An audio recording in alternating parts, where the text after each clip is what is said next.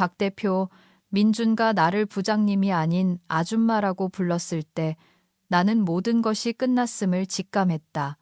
그는 존경을 담아 부른 것이 아니었다. 마치 은퇴 계획 따위는 없는 바퀴벌레를 부르듯 뱉어낸 말이었다. 25년 동안 피땀 흘려 납땜하며 회사를 지켜왔건만 이제 나는 유통기한 지난 토너처럼 박스에 처박히는 신세가 되었다. 내 사원증은 엘리베이터에 도착하기도 전에 비활성화되어 있었다. 이것이 내 에이펙스 정밀 생활의 마지막이었다. 감사패도 케이크도 없이 그저 날카로운 전자음과 가짜 원목 라미네이트 바닥에서 나는 락스 냄새뿐이었다. 나는 마지막으로 내 책상을 둘러보았다.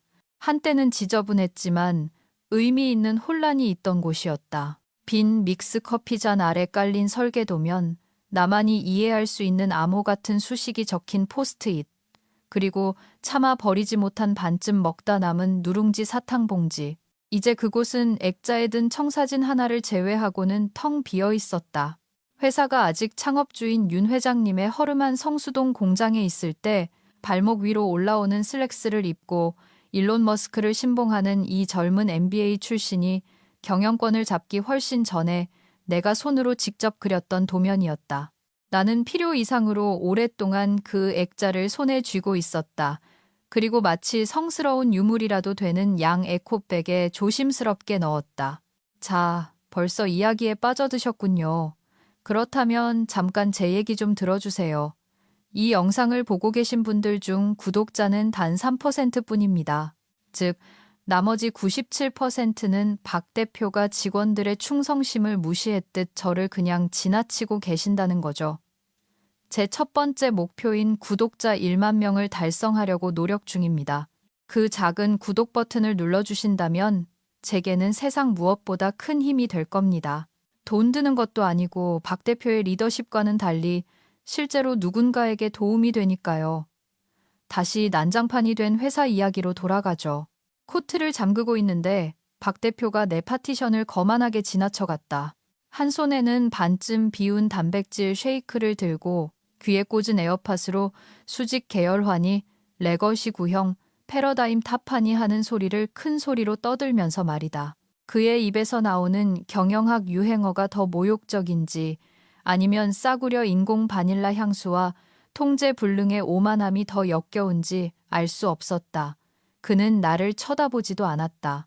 마치 내가 사무실 인테리어의 일부인 양, 아직 치워지지 않은 팩스기라도 되는 양 지나쳐갔다.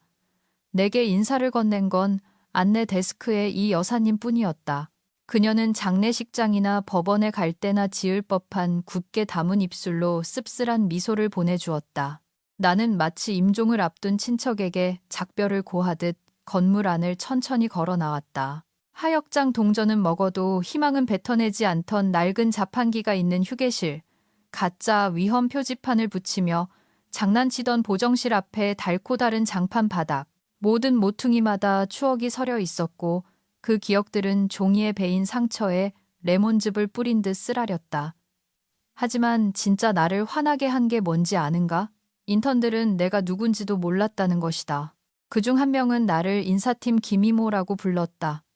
이 공장을 움직이는 시스템의 절반을 내가 설계했는데 로봇팔이 스파게티처럼 꼬이지 않게 만드는 로직 트리를 짠 게 바로 나였는데 말이다. 하지만 박 대표가 꿈꾸는 멋진 신세계에서 나는 그저 전화선 모뎀 시대 이후에 태어난 누군가가 출력한 해고 통지서 위의 이름일 뿐이었다. 밖으로 나오니 비가 내리고 있었다. 영화에 나오는 드라마틱한 폭우가 아니라 하늘이 재미삼아 침을 뱉는 듯한 끈적하고 기분 나쁜 장마철 이슬비였다.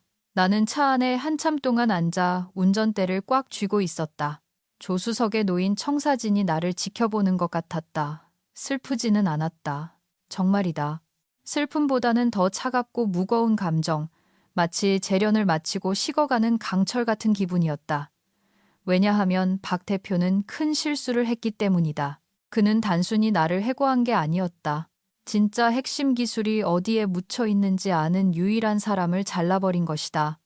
내가 만든 언어로 작성된 코드 베이스를 이해하는 유일한 사람을 말이다. 그가 수십억 원을 쏟아부은 그 새로운 자동화 시스템, 지난주 전사 타운홀 미팅에서 그가 자랑스레 떠들어대던 그 매끈한 독점 소프트웨어, 비디안 다이내믹스라는 이름이 붙은 그 시스템. 사실 그거 내 거다. 나의 해고가 확정된 바로 다음 주 월요일, 박 대표는 성대한 타운홀 미팅을 열었다. 렌트한 조명을 배경으로 카리스마를 파워포인트 전환 효과쯤으로 착각하는 남자의 근거 없는 자신감을 뽐내면서 말이다. 그는 아무도 요청하지 않은 테드 강연이라도 하려는 듯 헤드셋 마이크를 끼고 있었다. 제로 투원 책을 절반쯤 읽고 자기가 시리즈 B 투자를 받은 예수라도 된 줄 아는 벤처 창업가들이 신는 하얀색 스니커즈를 신고 무대를 서성거렸다. 그의 뒤로 빔 프로젝터가 켜졌고 싸구려 스크린 위로 굵은 고딕체의 글씨가 떠올랐다. 비디안 다이내믹스, 에이펙스 정밀의 미래. 나는 보온병에 담긴 커피를 마시다가 사례가 들릴 뻔했다. 이름 때문이 아니었다. 그 이름은 내가 아직 열심히 일하면 보상받는다는 걸 믿을 만큼 순진했던 시절에 지은 것이었다. 내가 기가 막혔던 건 그 허세 때문이었다.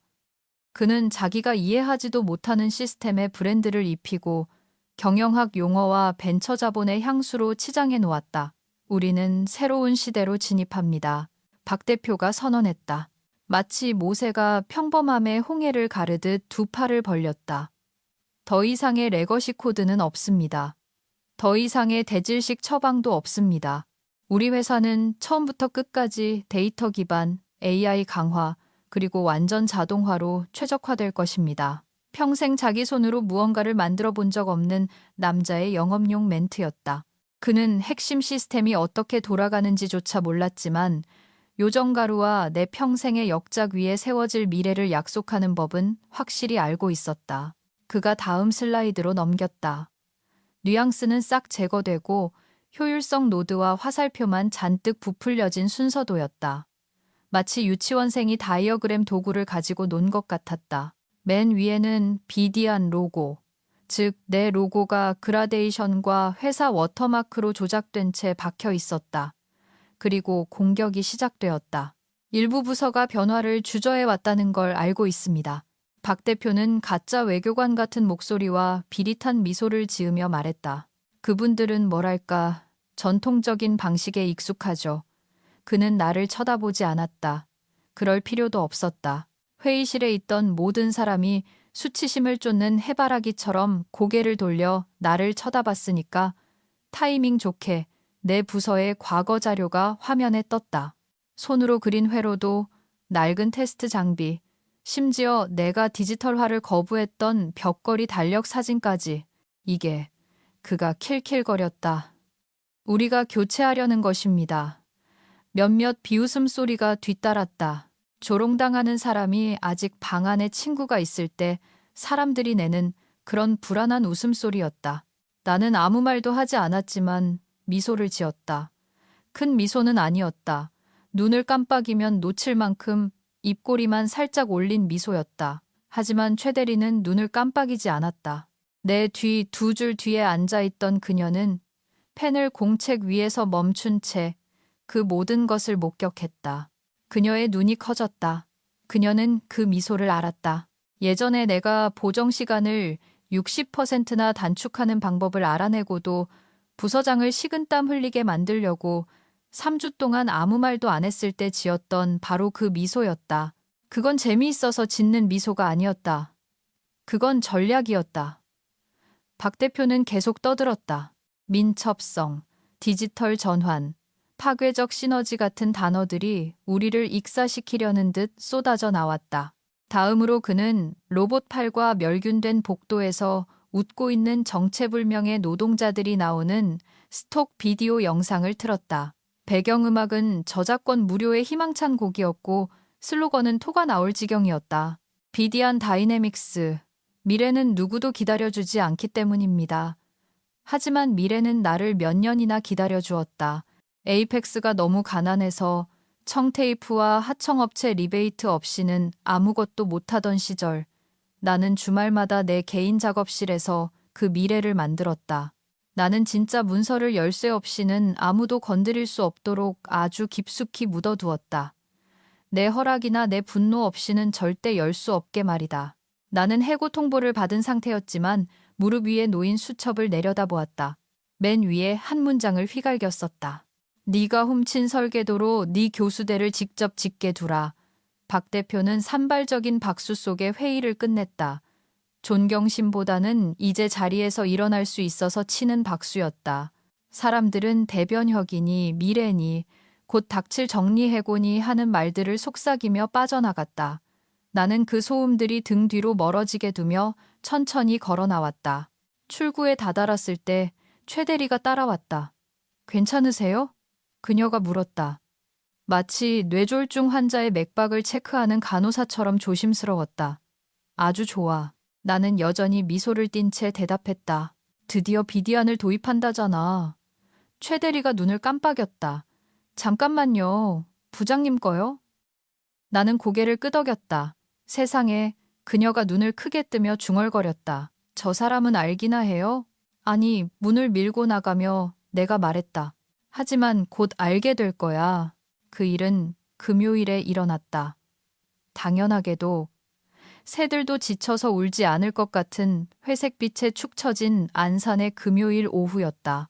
점심시간 직전 대학을 갓 졸업해 폴리에스테르 셔츠가 땀에 젖을 정도로 긴장한 박 대표의 비서가 내 책상 앞에 나타났을 때 뭔가 일이 터졌음을 알았어야 했다. 박 대표님이 윤 이사님 옛 사무실에서 보자고 하십니다. 그게 징조였다. 회의실도 아니고 티슈통과 팀워크 포스터가 걸린 인사팀 면담실도 아닌 윤 이사님의 옛 사무실이라니. 이건 인사곡과 면담이 아니었다. 이것은 사형 집행이었다. 개인적이고 의도적이며 마치 선물처럼 포장된 처형.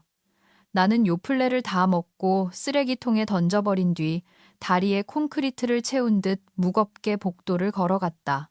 문은 이미 열려 있었다.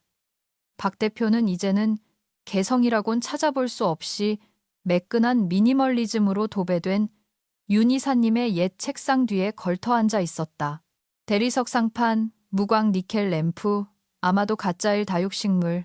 그는 고개를 들 생각도 하지 않았다. 맥북에 무언가를 두드리느라 너무 바빠 보였다. 마치 그게 세상에서 제일 중요한 일인 것처럼. 김 부장님, 그가 말했다. PR 교육에서나 배울 법한 가짜 동정심으로 끈적거리는 목소리였다. 와주셔서 감사합니다. 그는 마치 그 방의 주인이라도 되는 양맞은편 의자를 가리켰다. 뭐 법적으로는 이제 그가 주인이 맞겠지만 영적으로 그 방은 달아빠진 안전화와 싸구려 믹스커피로 이 회사를 일군 블루칼라 유령들의 것이었다. 가상화폐 지갑과 와이파이 되는 에스프레소 머신을 가진 애송이의 것이 아니란 말이다. 그가 두 손을 모았다. 단도직입적으로 말하죠. 우리는 지금 뼈를 깎는 변화를 시도 중입니다. 회사의 비전을 재조정하고 문화를 쇄신하며 우리가 만들어갈 미래에 부합하는 인재들을 영입하고 있어요. 돈 좀 들겠네요. 내가 무미건조하게 말했다. 그는 내가 방금 그의 운동화를 칭찬하기라도 한 것처럼 피식 웃었다. 요점은 부장님이 에이펙스의 과거에 큰 역할을 했다는 겁니다. 하지만 우리가 가려는 방향과는 맞지 않아요. 부장님의 방식, 스타일, 그 모든 게 좀 뭐랄까 구식 내가시이거든요. 그리고 우린 지금 그런 구식을 감당할 여유가 없습니다. 그는 그 대사가 시적이라고 생각하는 듯 했다. 마치 어느 스타트업 컨퍼런스 슬라이드에 실릴 명언이라도 되는 것처럼 우린 구식을 감당할 여유가 없다. 아직도 엄마랑 같이 사는 다른 남자들의 우레와 같은 박수 소리가 들리는 듯 했다. 나는 그를 빤히 쳐다보았다. 눈도 깜빡이지 않았다. 찡그리지도 않았다. 숨소리조차 거칠어지지 않게 했다. 그저 침묵 속에 앉아 그 말들이 건조기 속 렌치처럼 내 머릿속에서 덜그럭거리는 소리를 들었다. 그리고 그의 뒤편 윤 이사님이 직원들 사진을 걸어두곤 했던 벽을 바라보았다. 모든 창립기념일, 무사고 달성일, 정년퇴임식 사진들, 그 벽은 이제 텅 비어 있었다. 박스라도 주나요? 아니면 1998년에 가져왔던 그 가방을 그대로 쓰면 되나요? 내가 물었다. 그가 눈을 깜빡였다. 필요하다면 시설팀에 말해서. 됐습니다. 나는 자리에서 일어나며 말했다. 짐은 가볍게 다니니까요. 나는 악수도 하지 않고 돌아섰다. 소리를 지르는 것보다 그게 그를 더 불안하게 만든 것 같았다. 내 자리에 돌아와 짐을 싸는 데는 5분도 걸리지 않았다. 남은 건 별로 없었다. 수천 몇 권. 엔지니어는 정밀함으로 말한다라는 문구가 희미하게 박힌 보온병, 그리고 액자에 든 청사진, 비디안 V1.1, 6년 전 날짜가 적힌 도면이었다. 나는 한참 동안 그것을 응시했다.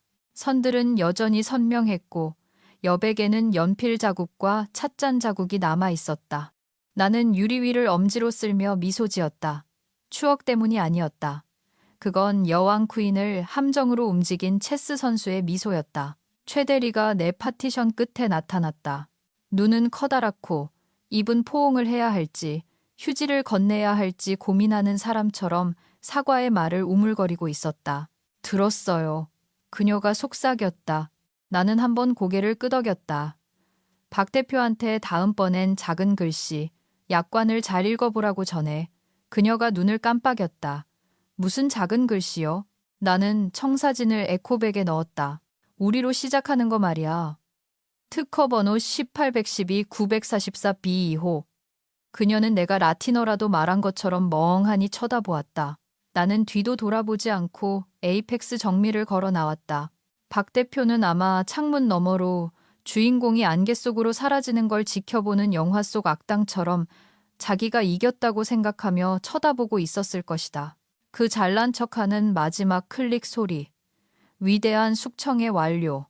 낡은 것은 가라, 무지한 것이 오나니. 그가 몰랐던 것, 알 수도 없었던 것은 그가 회사 전체를 걸고 베팅한 그 시스템이 그의 것이 아니라는 사실이었다. 그건 내 것이었다. 내 작업실은 남들처럼 기름 냄새나 톱밥 냄새가 나지 않았다. 그곳에선 전략과 차가운 강철, 납땜 송진 냄새, 그리고 20년 전 어머니가 내 낡은 공구함에 넣어주셨던 차마 버리지 못한 라벤더 향낭의 희미한 향기가 났다. 작업실은 티끌 하나 없이 깨끗했다. 타공판 벽에는 라벨이 붙은 공구들이 줄지어 있고 바인더들은 발명 순서대로 정리되어 있었다. 모든 케이블은 보이스카우트가 기겁할 정도로 완벽하게 케이블 타이로 묶여 있었다. 남들은 테라피를 받으러 가지만 나는 드릴 비트를 가나다 순으로 정리하며 힐링했다. 토요일 아침 박 대표가 아마 암호화폐 잡지나 보면서 단백질 파우더나 들이키고 있을 때 나는 작업실 구석 강철 책상에 앉아 비디안이라고 적힌 서랍을 열었다. 서랍은 부드럽게 미끄러져 나왔다. 삐걱거림도 주저함도 없이 마치 내가 준비한 복수처럼 매끄러웠다. 안에는 7개의 깔끔하게 재본된 폴더와 청사진, 테스트 데이터, 그리고 비디안 다이내믹스의 그 모든 지저분한 세부 사항들이 들어있었다. 아니다. 그건 회사가 아니었다. 애초에 회사가 될 의도도 없었다. 비디안은 몇 년 전 에이펙스의 생산 기술이 디지털이라기보단 청테이프에 가깝다는 걸 깨달았을 때 내가 그 시스템에 붙인 이름이었다. 레거시 코드, 구식 로봇, 그리고 이케아 조립 설명서를 군사작전 교범처럼 보이게 할 만큼 위태로운 인간의 임시 변통으로 이루어진 프랑켄슈타인 같은 괴물 말이다. 비디안은 나의 해답이었다. 공장 전체를 뜯어고치지 않고도 노후된 인프라를 개조할 수 있는 모듈식 자가 최적화 자동화 스위트, 적응력 뛰어나고 군더더기 없고 지옥처럼 우아한 시스템. 나는 이 작업실에서 빌려온 센서와 중고 3D 프린터, 그리고 인내심 강한 고양이 한 마리와 함께 그것을 만들었다. 처음엔 에이펙스에 알리지 않았다. 너무 위험하고 급진적이었으니까. 하지만 윤 이사님이 아직 계실 때, 회사가 영혼이 있고 의무적인 마음챙김, 명상시간 따위를 하지 않던 시절, 나는 그에게 아이디어를 넌지시 던졌다. 회로도를 살짝 보여주고 파격적인 라이선스 계약까지 제안했다. 전체 접근 권한, 단돈일 영원의 계약금, 그리고 안전한 통합을 위한 나의 개인적인 기술 지원까지. 그는 친절하지만 지친 미소로 답했다. 나 3년 뒤면 해변가 의자에 누워있을 거야, 김 부장. 이제 와서 회사를 뒤집어 엎는 혁명을 시작할 순 없어. 타당한 말이었다. 그래서 나는 특허를 내 이름으로 등록했다. 전부 다. 모든 부품, 모든 프로세스 트리, 모든 코드 한 줄 한 줄을. 그건 전부 내 것이었다. 미국 특허 1812, 944 B2호를 포함한 6개의 다른 특허들, 여성 엔지니어를 기업의 기술 탈취로부터 보호하는 전문 로펌을 통해 출원된 공공기록이었다. 나는 각 특허가 철통같이 방어되도록 추가 비용까지 지불했다. 이 바닥 생리를 잘 아니까 조만간 박 대표 같은 놈이 냄새를 맡고 기웃거릴 테니까. 그리고 지금 그 멍청한 자식은 곰덫을 제 발로 밟은 것이다. 나는 토요일 남은 시간을 디지털 백업 자료, 회로도, 특허청에서 온 등기 수령증, 라이선스 약관, 심지어 윤 이사님과 비디안에 대해 논의했던 옛 이메일까지 샅샅이 뒤지며 보냈다. 모든 것을 복사하고 이중으로 암호화해서 3개의 드라이브에 나눠 담았다. 하나는 로컬에, 하나는 클라우드에, 그리고 하나는 밀봉된 봉투에 넣어 나 자신에게 우편으로 붙였다. 뜯지 않은 채로 변호사들을 위해 일요일 정오쯤 나는 이제 아이러니가 아닌 현실이 된 박 대표 파멸 키트를 완성했다. 특허 서류부터 현재 에이펙스 시스템이 내 고유 명령어 구문을 사용하고 있다는 시스템 로그까지 포함된 파멸의 종합 선물 세트였다. 심지어 내 원본 모듈과 박 대표 팀이 자기네 로고를 더 씌운 모듈을 나란히 비교한 자료도 포함했다. 단순히 비슷한 정도가 아니었다. 완전히 똑같았다. 판사가 눈썹을 치켜 세우며 조기 점심 식사를 요청할 정도로 똑같았다. 웃긴 건 더 이상 화가 나지 않는다는 점이었다. 진짜로.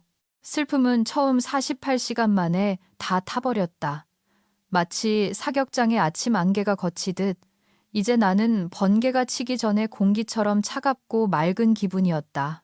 박 대표는 내 작업물, 내 직업, 그리고 내 존엄성을 가져갔다. 이제 내가 그의 회사를 가져갈 차례였다. 수요일이 되자 에이펙스의 생산 현장은 웅웅거리는 산업의 벌집이라기보다 자판기만 덩그러니 놓인 장례식장 같았다. 로봇들은 멈췄고 컨베이어 벨트는 버려진 놀이공원 기구처럼 멈춰 있었다. 어디선가 고음의 경보음이 6시간째 울리고 있었다. 아무도 끄는 법을 몰라서 본사 직원들이 상식적인 문제를 대하듯 그냥 무시하기 시작했다. 비디안 다이내믹스의 출범은 월요일에 시작되었다. 박 대표는 스티브 잡스 코스프레를 하고 나타났다.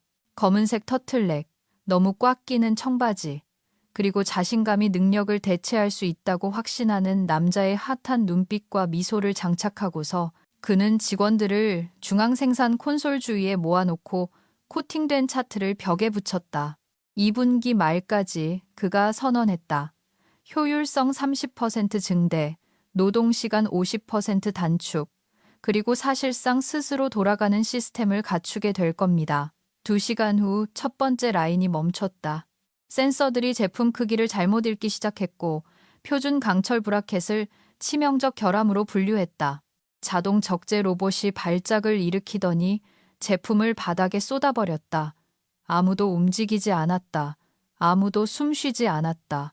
한 직원이 폴터가이스트 아니냐고 중얼거렸다가 부정적인 에너지를 뿜는다는 이유로 심할서를 썼다. 첫날이 끝날 때쯤 자재 손실만 500만 원이 넘었고 그걸 치우느라 야근 수당으로 700만 원이 더 깨졌으며 트레일러 한 대 분량의 배송이 납기일을 놓쳤다. 박 대표는 여전히 미소 짓고 있었지만 입가는 눈에 띄게 굳어 있었다. 마치 그의 치아가 집행유예 중인 것처럼. 화요일에는 더 심각해졌다. 픽앤플레이스 로봇 팔들이 공정 중간에 경련을 일으키기 시작했다. 마치 시스템이 신경틱 장애라도 앓는 것 같았다. 작업자들은 6개월간의 시너지가 실시간으로 붕괴되는 것을 속수무책으로 지켜봤다. 박 대표의 자랑거리였던 새 대시보드는 문서에도 없는 내부 오류 코드를 깜빡이기 시작했다. 한 라인 관리자는 마치 HAL 9000 영화 스페이스 오디세이의 AI 쓴 이케아 설명서를 읽는 기분이라고 했다. 그 순간 박 대표는 자기 사람들을 공격하기 시작했다. 이 모듈들이 왜 이따위 사이비 스크립트로 짜여 있는 거야? 그가 수석 통합 담당자에게 소리쳤다. 그건 사이비가 아닙니다. 그건 커스텀 로직이에요. 불쌍한 담당자가 말을 더듬었다. 우리가 짠 게 아닙니다. 우린 그냥 기본 베이스라인을 그대로 쓰라고 지시받았을 뿐이에요. 내가 240억 원을 주고 산 그 베이스라인 말인가? 네. 그리고 솔직히 말씀드리면 이건 천재적이에요. 적응형이고 재귀적이고 아주 군더더기가 없죠. 하지만 디버깅할 방법이 없어요. 버전 히스토리도 없고 문서도 없어요. 이걸 만든 사람은 협업을 염두에 두고 만든 게 아닙니다. 박 대표의 얼굴이 보라색으로 변했다. 이마의 핏줄이 노조라도 결성하려는 듯 붉어져 나왔다. 그는 오후 늦게 외부 컨설턴트 팀을 불렀다. 다들 똑같은 폴로 티셔츠를 입고 비싼 혼란스러움을 띠고 있었다. 그들은 이식 수술을 준비하는 외과 의사들처럼 메인프레임 주위에 모였지만 결국 주차장에서 셀카나 찍으며 독점적 재앙이니 아름다운 혼돈이니 하는 말을 중얼거리며 퇴근했다. 한편 현장에서는 말이 돌기 시작했다. 김 부장님, 그 늙은 공룡 구식 사고방식을 가진 그분이 시스템을 진정으로 이해했던 유일한 사람이었다는 소문이 속삭여졌다. 사람들은 김 부장이 있을 때 얼마나 공장이 조용하고 매끄럽고 안정적으로 돌아갔는지 기억했다. 이제는 10분도 못 가서 라인이 멈추지 않는가. 한 작업자는 조종석 언어가 계속 바뀌는 비행기를 조종하는 기분이라고 표현했다. 물론 박 대표는 문제가 인프라나 직원이 아니라는 사실을 인정하려 들지 않았다. 그는 우리에 갇힌 테크 기업 CEO처럼 서성거리며 에어팟에 대고 데이터 사일로 어니 근본 원인 매트릭스니 하는 소리를 질러댔다. 그는 고집을 꺾지 않고 더 많은 컨설턴트, 더 많은 프리랜서, 더 많은 비밀 유지 서약서를 가져왔다. 한 번은 그가 코드 리프레시 새로 고침을 지시했는데 그 결과 전체 재고 추적 시스템이 3시간 동안 오프라인 상태가 되기도 했다. 목요일이 되자 에이펙스는 배에 총을 맞은 사슴처럼 돈과 사기를 피처럼 흘리고 있었다. 사람들은 더 이상 비디안이라는 이름을 부르지 않았다. 그들은 그걸 바이러스라고 불렀다. 내 작업실로 돌아와 나는 차를 마시며 몇 년 전 테스트용으로 만들어둔 미러링 계정으로 에이펙스 내부 포털에 접속했다. 여전히 활성 상태였고 여전히 접속 가능했다. 박 대표는 관리자 비밀번호조차 바꾸지 않았다. 아이고, 그 잘난 MBA 학위가 아깝다. 라인이 멈출 때마다 나는 그 이유를 정확히 알고 있었다. 사보타주 파괴 공작가 아니었다. 나는 손가락 하나 까딱할 필요가 없었다. 시스템은 설계된 대로 작동하고 있을 뿐이었다. 승인되지 않은 사용자로부터 자신을 보호하는 것, 열쇠가 없는 누군가가 잘못된 노드를 건드리는 순간 시스템은 유일하게 아는 방식대로 반응했다. 문을 걸어 잠그고 멍청이들을 안에 가두는 것이다. 우아한 복잡성이라는 게 참 웃긴 점이 순서도와 아키텍처가 같은 거라고 생각하는 사람 눈에는 그저 광기처럼 보인다는 것이다. 그리고 박 대표는 이제 곧 그 광기 속에 익사할 예정이었다. 다음 주 월요일이 되자 에이펙스 정밀은 정밀하게 아무것도 제조하지 못하고 있었다. 그들이 꽤 효율적으로 하고 있는 일이라곤 콘크리트 바닥에 피를 흘리는 것뿐이었다. 시작은 3번 라인의 정밀 용접기 보정 중 발생한 오작동이었다. 겉보기엔 사소한 소프트웨어 딸꾹질 같았지만 로봇들은 쉐시 프레임의 앵커 포인트 3군데를 용접하는 대신 열 패턴을 역순으로 적용해버렸다. 사실상 금속 단두대처럼 프레임의 가장 약한 부분을 잘라버린 셈이었다. 개당 부품가만 700만 원에 달하는 유닛 42개가 50분 만에 고철이 되었다. 불꽃이 튀었다. 라인이 멈췄다. 잔해를 치우려던 지게차는 거의 넘어질 뻔했다. 본사 직원 하나가 작업자 실수로 몰아가려 했지만 진단 로그를 확인하고는 입을 다물었다. 시스템이 로봇에게 그렇게 하라고 지시한 것이었다. 더 최악인 건 그 명령 문자열의 출처를 추적할 수 없다는 점이었다. 소프트웨어는 외과 수술처럼 정밀하게 타임스탬프까지 찍어가며 명령을 수행하고 검증까지 마쳤다. 하지만 코드 경로를 추적하려 하면 로그는 뱀이 자기 꼬리를 삼키듯 무한 루프를 돌았다. 한 컨설턴트는 시스템이 우리를 가스라이팅하는 건 처음 본다고 중얼거렸다. 다음 날 바코드 스캐너가 입고 부품을 잘못 분류하기 시작했다. 강철봉은 불량 목재로, 플라스틱 시트는 고압 케이블로 기록됐다. 신뢰할 수 있는 공급업체에서 온 전체 배송 물량이 유해 폐기물로 분류되어 제3자 폐기업체로 자동 라우팅되었고 박 대표는 폐기 비용까지 이중으로 지불해야 했다. 수요일이 되자 사람들은 변명조차 하지 않았다. 박 대표가 회의실에서 화이트보드 마카를 던지며 이따위 구식 쓰레기한테 질 수 없어 라고 소리 지른 후 중간 관리자 최소 3명이 그 자리에서 사표를 썼다. 건물 안의 긴장감은 유리섬유를 들이마시는 것 같았다. 아무도 눈을 마주치지 않았다. 화장실에선 스트레스 냄새와 땀 냄새 제거제 냄새가 났다.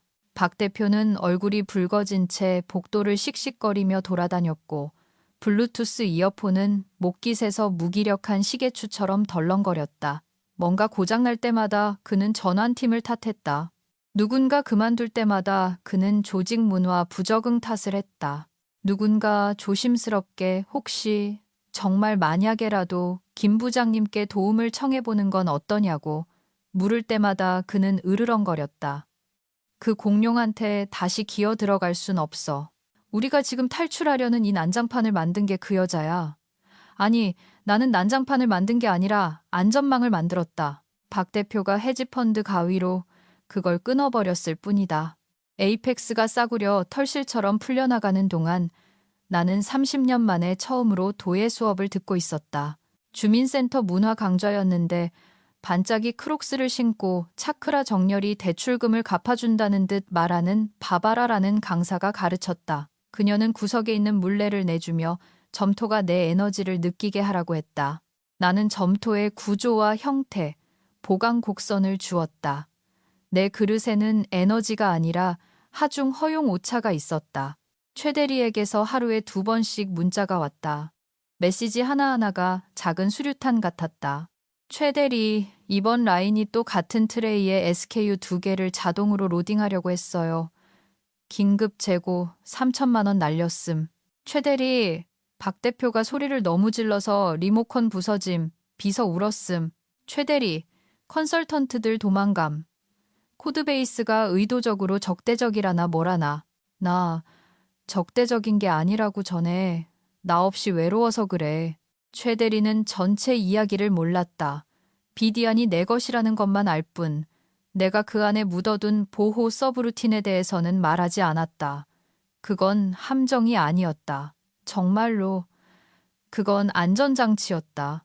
인증된 키 소유자 없이 시스템 동작을 재정의 하려고 하면 소프트웨어가 반응하도록 되어 있었다. 로직 경로를 바꾸고 말도 안 되는 패치를 배포하고 조용히 로그를 오염시키며 시간을 버는 것. 비싼 머리만 하고 비전은 없는 멍청이들로부터 자신을 보호하기 위해서였다.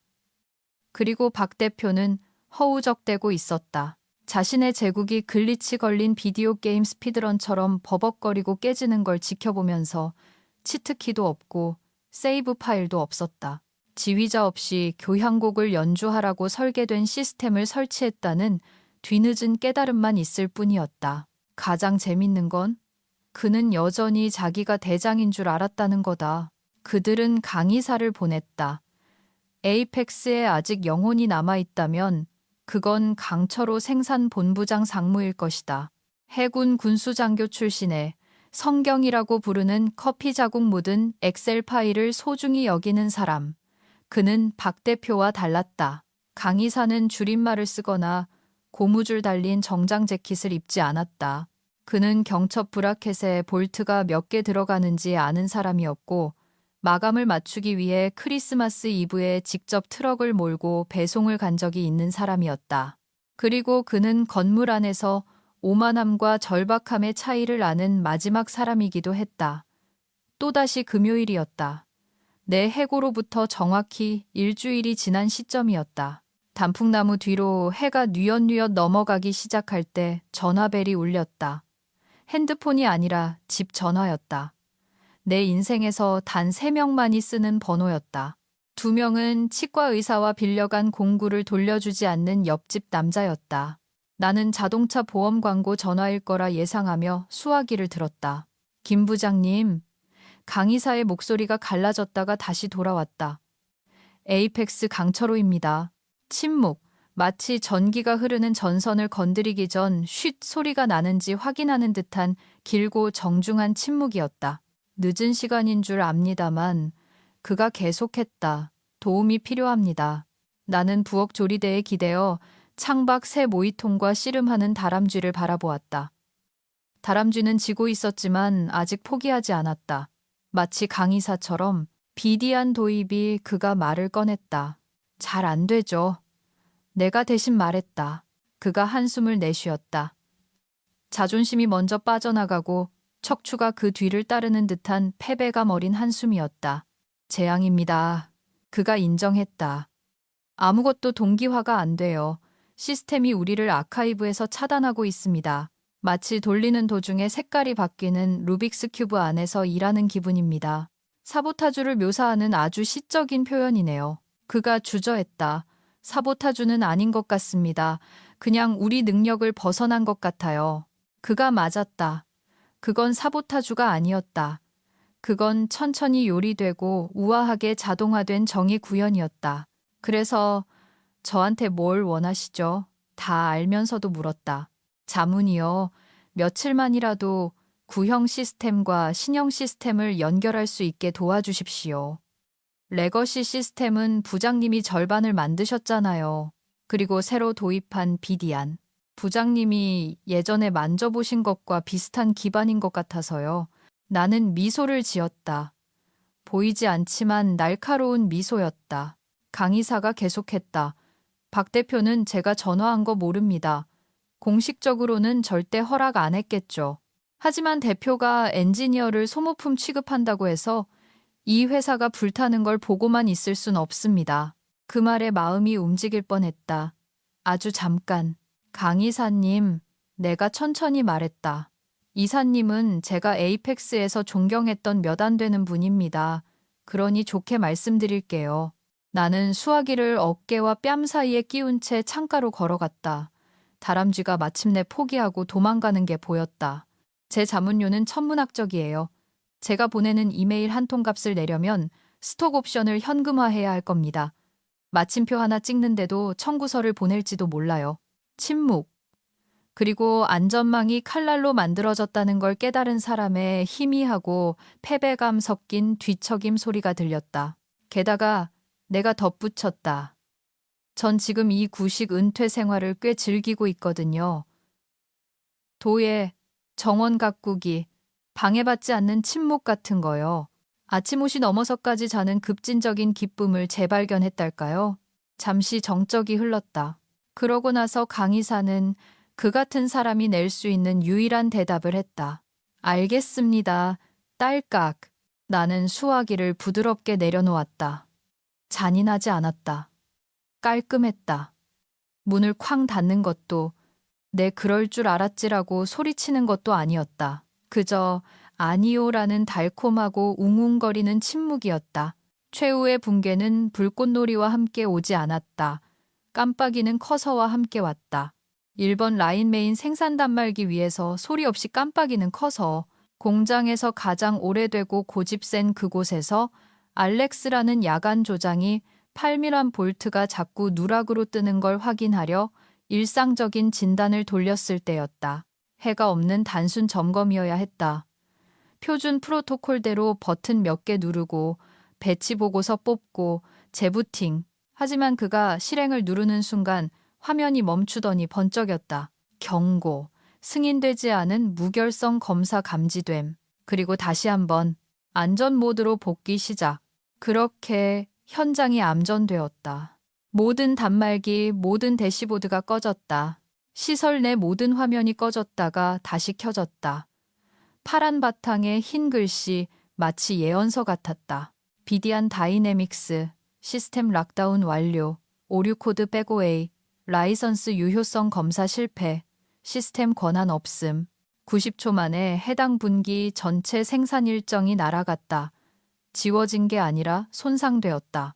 재고 데이터베이스는 재귀쉘 명령어로 덮어 씌워져 복구가 어려운 수준이 아니라 불가능해졌다. 모든 바코드, 모든 배치 번호, 모든 주문이 잡음으로 변했다. 방금 전까지 웅웅대던 기계들은 이제 창피한 듯 차갑게 깜빡거리고만 있었다. 최대 고객사인 피터슨 인더스트리얼에서 첫 번째 이메일이 왔다. 제목, 긴급, 선적 누락 확인 요망. 그 다음은 법무법인 윌튼 앤 브로스에서 계약 위반 통지서를 첨부한 메일이 왔다. 주간 조직 문화혁신 브레인스토밍을 하느라 휴게실에서 혼자 탁구를 치던 박 대표가 끌려 나왔을 때 그의 수신함에는 중요 표시된 메시지가 40통 넘게 와 있었다. 그중 절반은 제목에 계약 해지라는 단어가 들어 있었다. 그는 시스템을 수동으로 재부팅하려고 했다. 큰 실수였다.